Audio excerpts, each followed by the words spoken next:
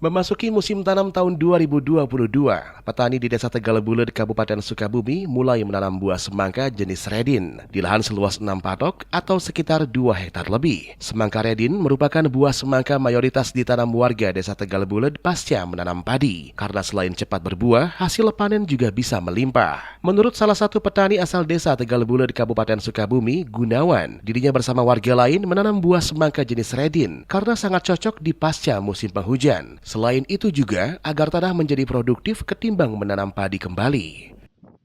55 harian, bisa 50 hari tergantung cuaca. Kalau sekarang musim penghujan seperti ini, biasanya 55 hari sampai 60 hari, Kang. Cuman kalau di sini hitungannya patok ya, satu patok itu 400 meter persegi, berarti kali 6 aja, berarti 2.400 meter persegi mungkin.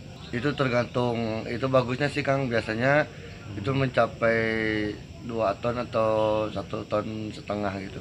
Jadi udah menjadi mayoritas mungkin ya kalau di sini mah Kang, selesai panen itu kadang-kadang yang punya tanah daratan ya, bukan sawah, itu langsung ditanami dengan semangka, jadi hasilnya lumayan. Satu, untuk menambah produktif tanah juga, misalkan kita habis panen itu Kang, biasanya kan nggak digarap lagi tuh sawah tuh.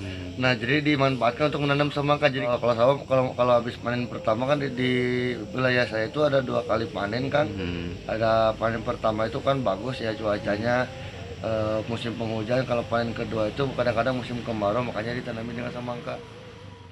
Sementara itu, buah semangka jenis redin sendiri merupakan buah untuk memenuhi kebutuhan pasar, baik ke kota maupun di wilayah Kabupaten Sukabumi. Sedangkan hasil panen yang didapat jika sedang bagus bisa mencapai 1 hingga 2 ton.